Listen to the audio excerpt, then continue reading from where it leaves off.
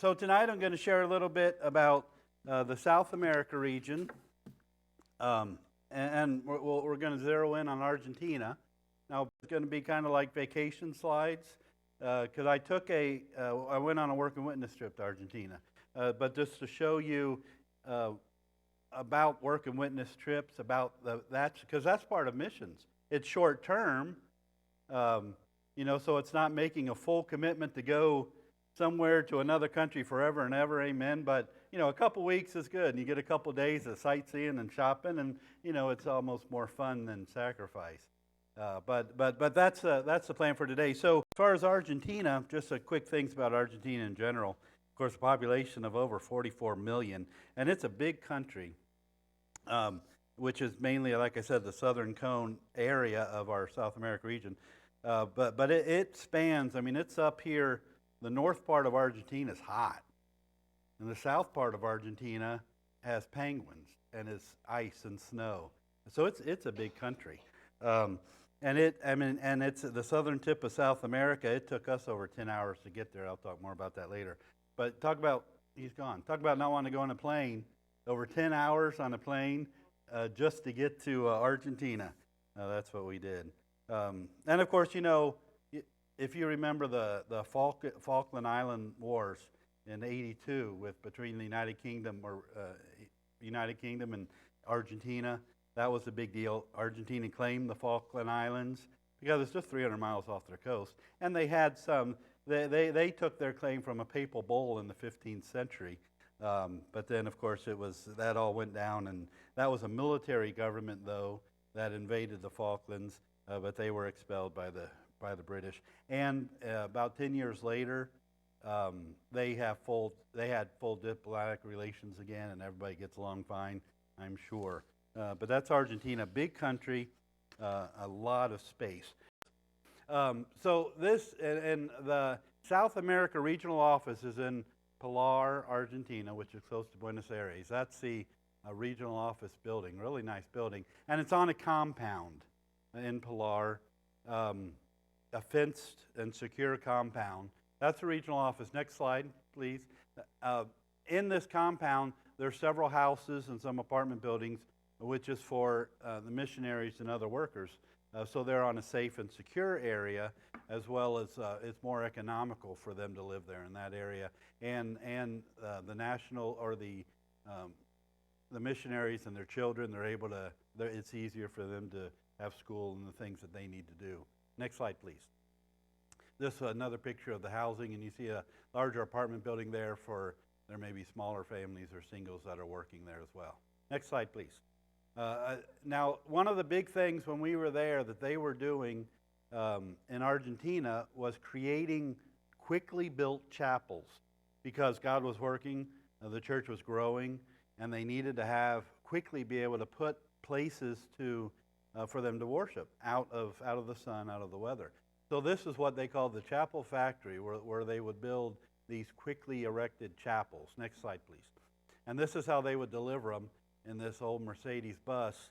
But they would have a team of workers. They would take all the materials on this vehicle. The team of workers would go, and they would then erect these chapels. Next slide, please. This is an example, one picture of. And now they have one of those that they erected there on the compound that they use kind of like a picnic shelter. But it's the same building, the same structure that they use for these chapels. So it's got open sides, but it's got a roof. It's got and I don't know how to describe all those things, but the rebarb type, beam type things that go across to hold the roof. Next slide, please. There's another picture of that. So with the wood fascia and all that. So it's a nice little, I guess you can still call it a building, but it's open because the weather, of course, mainly in the north and all that is nicer. But it's out of the sun and out of the rain if it might come. So that was a big ministry that they had. They were creating those and getting them out to new churches and getting those erected a lot so that people had a place to worship. Next slide, please. This was a communications department. One of the big things under Bruno Roddy as the regional director was expanding the communications department and how they publicized, how they shared the gospel, how they used media and technology to share the gospel and share what the Church of Nazarene was doing. So they were creating this big facility here, and some of it, next slide please, some of, oh, well that's the people, the communications department dedication. So on the right side, Louis Bussell, who at the time was, he was some bigwig down there, but Bruno Brody is the second one from the left. I think Louis Bussell was the regional director at the time. Bruno Roddy is the second from the left, and he would have been then the in that area down in Argentina. But anyway, that's the communications department dedication. Next slide, please, is the inside. So some of the things that they would do and create and produce within the facilities that they had. And they were high tech because they wanted to produce quality products, because they're competing with, you know, all the other media that's out there. So they had high quality products that they could share the gospel and education and other things around the region. Next slide, please. And some of the things they emphasized was, of course, education, and they would have in the area, and they would a lot of times start work in areas by having children's Sunday school. But they also, next slide, please, on the one more of the children's Sunday school, you can see the large group of kids. Because kids, I don't know, it seems like they came out of the woodwork down there. But then they'd also have, next slide please, they'd also have the adult Sunday school, and that's on the compound there, so some missionaries and some national workers. And that's David Wesley, who was a missionary to Argentina at the time. Next slide please. And one of the things Bruno Roddy, yeah, he was the regional director, one of the things Bruno Roddy said a lot when he was sharing with us the work of the South America region, God has blessed, and we are very content. When God works, I mean, that brings contentment. And his passion, he was a passionate man. And he is passed now, probably about 10 years ago. But very passionate about sharing the gospel, about growing the church. God has blessed, and we are very content. Next slide. One of the other big things that they did, around the world, because the Church of Nazarene partnered with the Jesus Film ministry, and one of the big things that worked well in the South America region was the Jesus Film. So they would, of course, train those who would be taking that out. Next slide. And they would take it out into all kinds of different areas, advertise it before they'd show up, you know, that this film was coming, and then next slide. And then they would have have it out in public areas, and masses of people would come, and the testimonies of, you know, when they would see this, watch this film, and see what Jesus had done for them, it's just amazing the number of people that came to the Lord from the Jesus Film Project. And not just in the South America region, around the world. I remember hearing testimonies from Africa where, I mean, you know, the people would see this happening, and it was almost like they were watching live, and they would just break down in seeing what God had done for them through the work of Jesus Christ. So this was a big ministry in South America region. Next slide, please. And again, Bruno Roddy would add, God has blessed, and we are very content. Next slide. I talked about the institutions already. I won't go through all of those again, but I'll show some pictures. So next slide.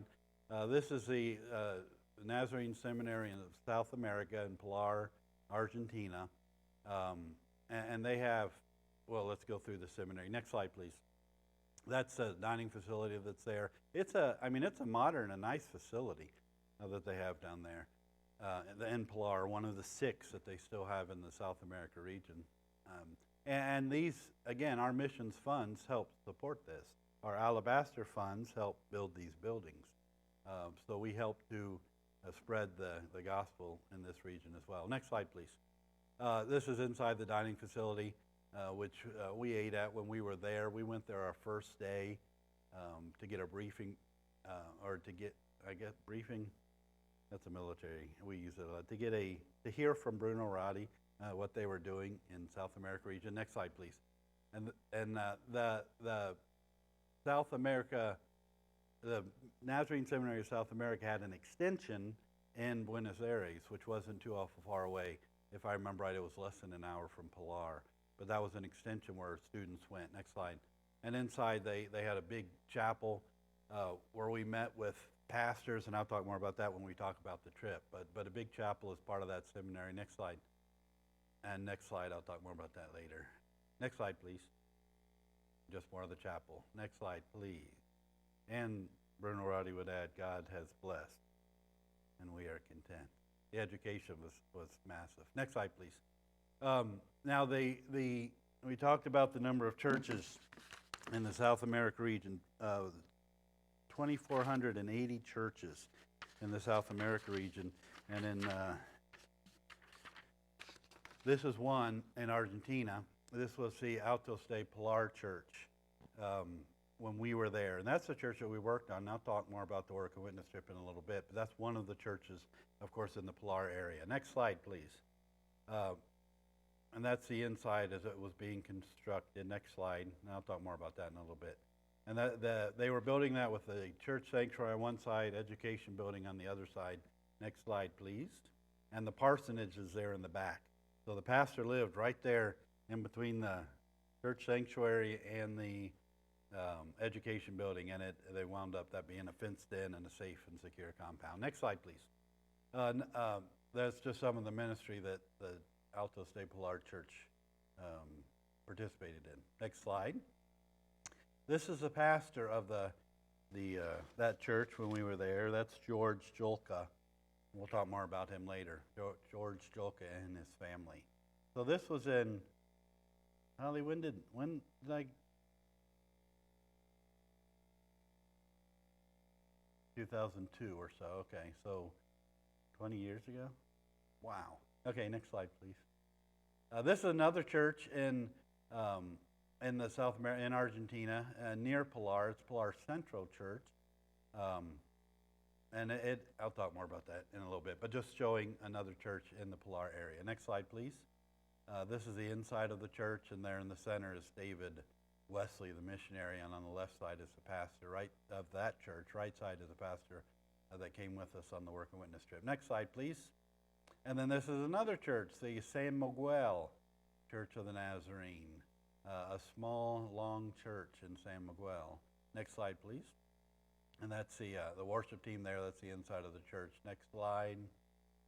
The congregation. Next slide. And I'll talk more about this church too when we go on. And next slide.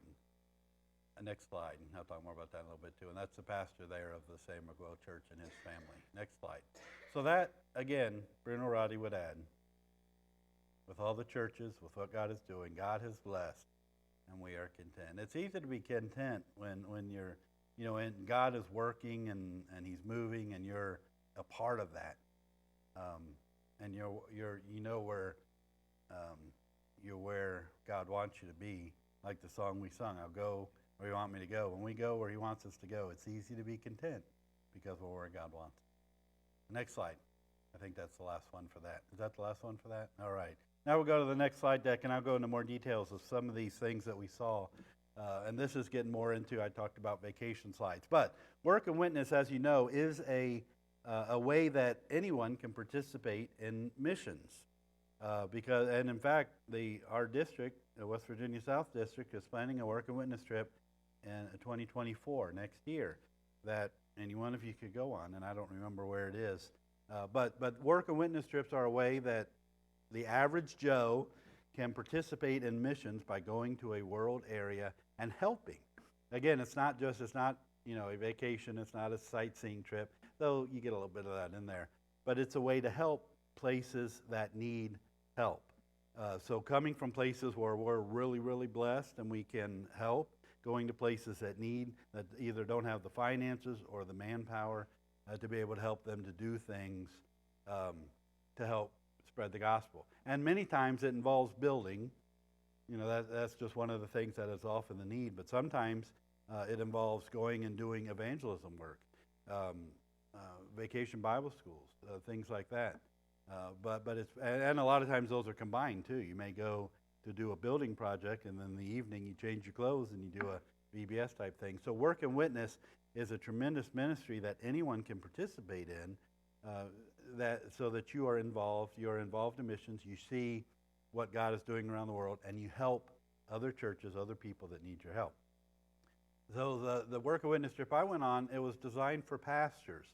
and I think it was like a new thing they were trying out. And I was pastoring the upstate New York district at the time. So they were taking the whole team. Well, everybody wasn't pastors. There were some fathers and sisters, and but mainly it was pastors. So the whole team was pastors going to this district to do some work, but also to to integrate with the pastors there in Argentina and to have some training. We had a day of pastoral training with the Argentine pastors where we presented some things and they presented some things so that we could learn from each other. But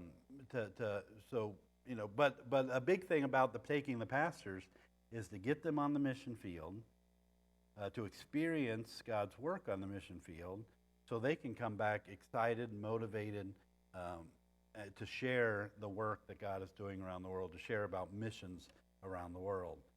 So that was what this trip was about. So we went to Pilar near Buenos Aires. Next slide. And again, Roy, you were out when I was talking about that. Over 10 hours airplane to Argentina, over 10 hours. So like I said this is going to look more like vacation slides. We'll go through some of them. Some of the slides we'll go through quicker. But of course, so here we are at the airport, and you see all these suitcases, and you look at them and you think normal suitcases, but you try to pick them up, because what we did was fill our suitcases with power tools and tools to do the work that we were going to do. And most of them, after the week of work, we were leaving behind for them to be able to use for future trips.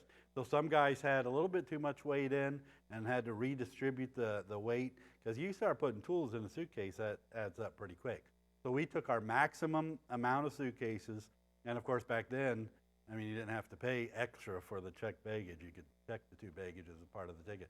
So that's what, all the suitcases full of tools. Next slide. That's just, okay, the little tiny puddle jumper.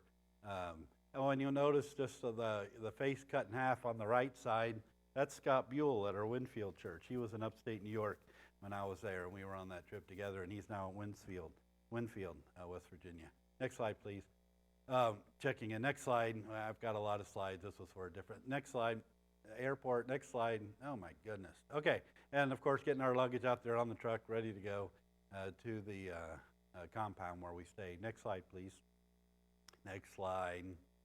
Okay. So we went. Our first stop was at the Nazarene Seminary of South America in Pilar, where I showed you those. And we went there so that, to hear about the work of the South America region, what God is doing. A lot of the stuff that I shared with you earlier, what they were doing in South America region. Next slide. So this is some of the same slides, so we're not going to spend a lot of time on. Next slide, the cafeteria. And that's, of course, where we ate. There were students there and some national workers there. And it was actually really good food. And you go to, well, anyway, okay, next slide. The regional office again. So we stayed on this compound, and I already showed you this. So next slide, up close. Next slide. Talked about that. Next slide. Next slide. Next slide. Okay, next slide. Now we saw that. Next slide. Okay, this next one. One more. Okay, so that's Bruno Roddy on the right side, David Wesley, the missionary, on the left side. And he was sharing, and you can kind of catch that, his excitement. He was, just to hear him speak, you wanted to go out and do something. He was excited about what God was doing in his area, in his region, and what his pastors were doing, and mainly what God was doing in the area. So he was sharing with us God's work there. And this is where he would constantly say, God has blessed, and we are content. Next slide. That's the group of us, which you can't see. Now, it's funny. Way back then, nobody's phones had cameras. You had to carry a separate camera, and that wasn't even very good quality. I don't know why that's so far back. But anyway, that was a group from upstate New York, pastors mainly, that went. Next slide, please. So they have, on their compound, they have housing there for work and witness trips, for people who come to work on the region, so that at least you have a place to stay. Again, that saves money. You don't have to stay in hotels. You're able to stay. So it looks like real nice luxury there, right? Next slide. Those are the rooms where we, bunk beds. So everybody that snores and everything else, you're in the room with them. Next slide, please. And I don't think that it was even climate controlled, if I remember right. There was not air conditioning. And it was hot. I remember we'd take showers and turn the water. I'd turn the water up really, really hot. So when I got out, it felt cooler because it was so hot there. But they provided this. So this was great, though, because it was a place for us to stay when we were there working. And they have that available for work teams that come. Next slide, please. And they had, they have a kitchen and dining area there on the compound where we were able to eat. And there were a couple pastors. You wouldn't know them, but Paul Schwart and I can't remember the other guy's name, but they were in charge of cooking. So a lot of times they would cook our meals, and there on the far left side, that's Scott Buell again, Winfield Church. So we, as much as we could, we took care of ourselves. We would, cook for ourselves and things like that, which is normal for a working witness trip oftentimes. So here's the thing about those. A lot of times you think, okay, we're going to build a church. Well, I don't know how to build. Well, there's jobs for everybody. You can go and be a cook. You can go, to help, do laundry, or there's all kinds of jobs for people. So it's not like you have to have a particular skill. Many skills are needed on these work and witness trips.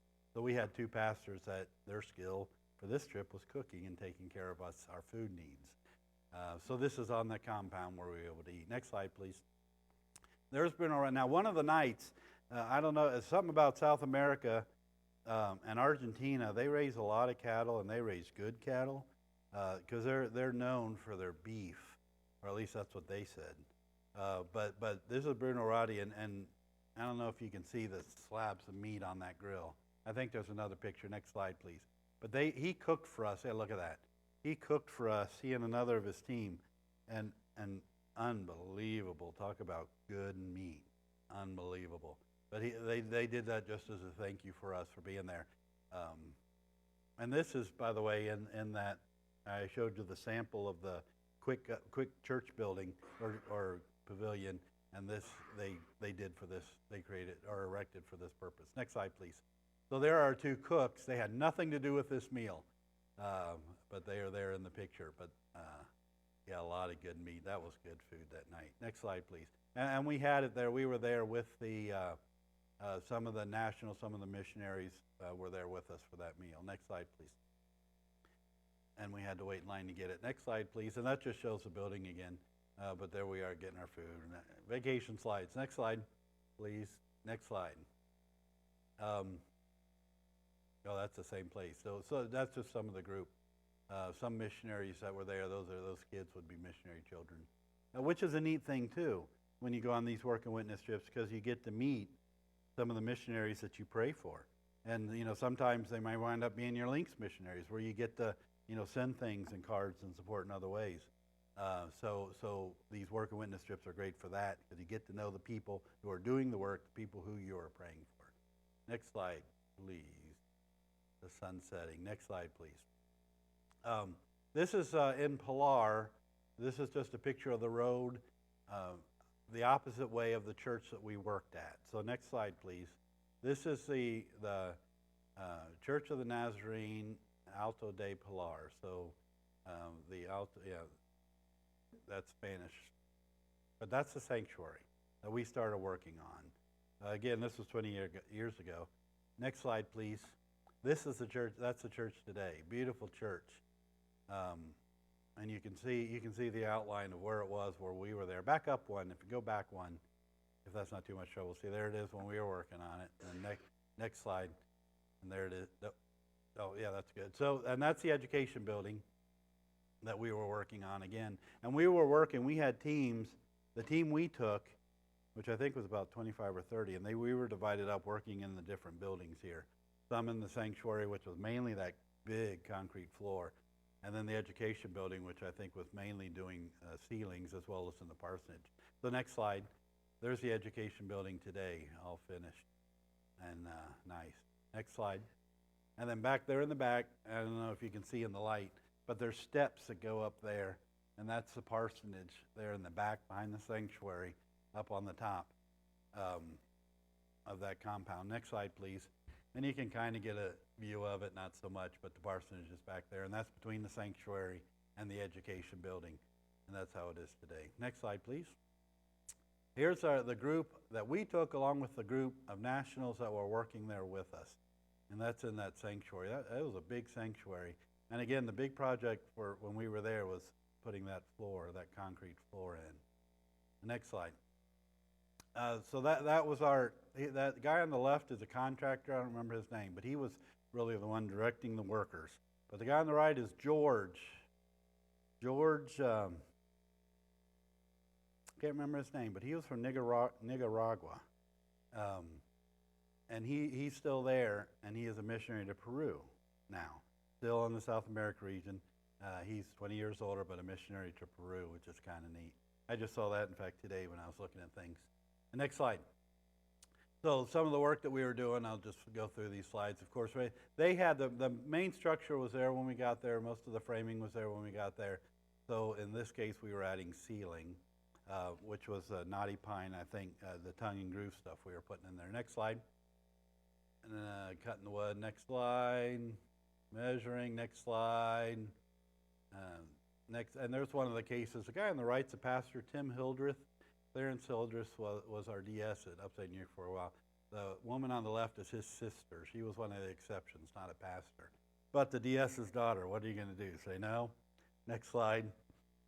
Next slide. That's in between. That's just a shot in between the two buildings. Now, there on the right, Scott Buell. I was going to send him this picture. You look how dirty and sweaty he is. Because I had an easy job, we'll see that in a little bit, just nailing up ceiling wood. He was having to do the concrete. So they were mixing it, and they were having to move it. The next slide, this guy looks funny here. We got ice cream. Somebody went and got us a bag of ice cream. Next slide. So, I don't know what that is. People working. Next slide. The mixing of the concrete, I'd never seen anything like that. They... Some things that they would do, they would just start a pile of dry and put in some water and mix it up without it running all over, and then they'd have a pile of mortar or concrete there. Next slide. This is the inside of the sanctuary, and you can kind of get an idea of how large that is. There's a balcony on top, and we'll have another picture of that in a minute. But next slide. So there's a picture of the sanctuary from the balcony. And next slide. And this is a picture of that today. And that's, there on the left side, roughly translated, you are blessed, so be a blessing, which is pretty neat. You are blessed, or because he blesses us. Something like, you are blessed, so be a blessing. Next slide. So, like I said, they're Scott. So they didn't have a big truck of concrete come in to pour that on that big floor. They mixed it all themselves. We mixed it. I wasn't in the concrete work, but it was all mixed with that little mixer. Next slide. And take it in there. Next slide. There's a better slide. Oh, yeah. And so there's a wheelbarrow. Mixed in the mixer, put in the wheelbarrow. Next slide. And then hauled in there one wheelbarrow at a time. And you saw how big that floor was. And that's how that was done. So those guys really earned their money, which they got no money. But they really earned it, having to haul that concrete in a wheelbarrow at a time. And Scott was on that detail. Next slide, please. So there it is as it's getting finished. Big sanctuary. That was a lot of concrete. Next slide. And then more of that. And that's looking to the front where you saw the platform before finished. Next slide. They're working the Nationals, smoothing it out, doing what they do. Next slide. Okay, getting into the ceilings where we are working. Next slide. We're almost done. Next slide. Okay, there. So the hardwood, or I thought it was knotty pine. It may just be plain pine. Next slide. So we would put it up. There I am, 20 years or more than 20 years younger, which is funny. Next slide, please. So that shows. Okay, anyway. So that's the job we did on the. This is in the parsonage. Next slide. So you can see that we just worked our way across all those thin pieces that we just cut and nailed. Next slide. Next slide. Getting her done. Next slide. And complete. We're ready for the electricians. Next slide. Next slide. I was proud of our work. That's why I took so many pictures of those. And there it is before. That's another room we moved to. Next slide. And then the work completed. Next slide. Another room. Next slide. Yeah, I had a lot of pictures. This originally was developed for the church that I was pastoring when I went on this retreat. So I'd have a lot of slides to show that I actually worked when I went down there. Next slide. So we had a gathering. One of the days we were eating there with the workers. Next slide. And the pastor spoke to us, of course, thanked us for coming and gave us a devotional. Next slide. And that's the pastor there in the kind of yellowish shirt in the middle next to the woman with the little girl in front. Next slide. They brought us in pizza. Next slide. And you see the little girl helping. And they're some of the team. The white guy is the pastor. The other guys are the ones that are in Argentina, the nationals that were helping us. Next slide. And there I am in the purple shirt between the workers. I had to squeeze in there to get a picture. Next slide. Okay, that was the local contractor talking to us. Next slide. And there's the pastor talking to us with the translator. On the left is the pastor, and his name, like I said, was George. I think I've got it. Next slide. There I am with that's the pastor and his wife. Next slide. I think I have his name on the next slide. There we go. So Pastor George, his wife's name is Irma Jolka, or Yulka, I guess, Yulka.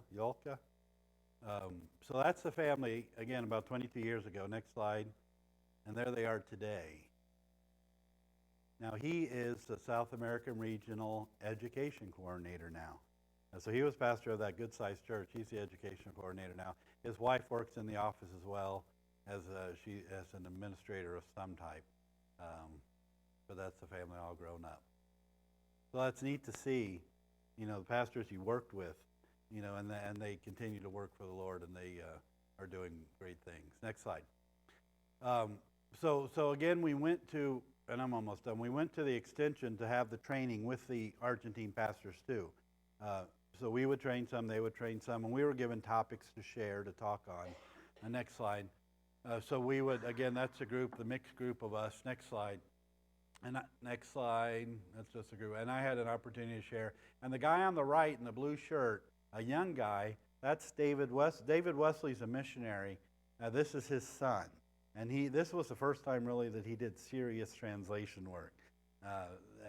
He struggled some, but he did a really good job translating for us. So it's interesting. It's one thing to get up and speak. It's another thing to speak through a translator, and pausing and, doing those things. Not to mention, I mean, that's nothing, I guess, compared to the translator having to translate. So we share on different topics, both us sharing with them and them sharing with us. Next slide. That's one of the other pastors sharing. Next slide. And you see, I don't know if you remember from years ago, some of the artwork that our denomination, we use it in English, but they've got the same thing up there in Spanish. So like on the very right, I remember Discipleship Ministries there, that logo. And I think that's missions there in the middle with the globe and the thing. And then Uno, I remember one that was in several languages. I think that was MYI. But because that's international. Nazarene, Youth International.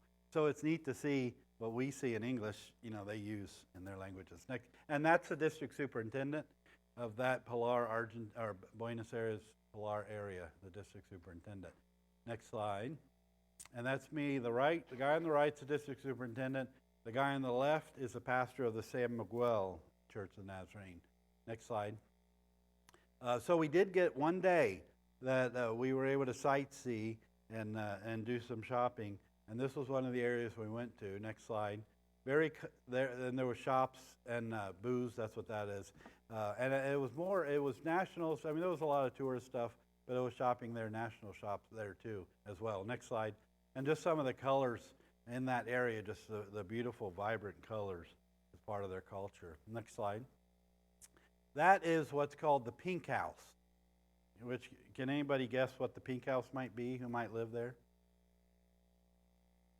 The president of Argentina, yeah. So like our White House, they call that the Pink House. So that's where the president of Argentina lives. Next slide. So that's a shopping district there, and you see McDonald's wherever you go. Next slide. So the first Sunday that we were there, we went and worshiped at this church, the Pilar Central Church. which was not too far from this where we were staying. So this is one of the churches. So we went to worship with them, and just as not doing so much for them, but worshiping with them, which is really neat. Next slide. This is that church today.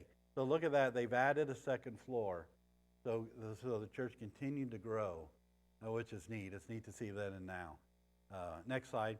But then we participated, like I said, that's all from our team who sang a special. Of course, that would have been in English. But next slide.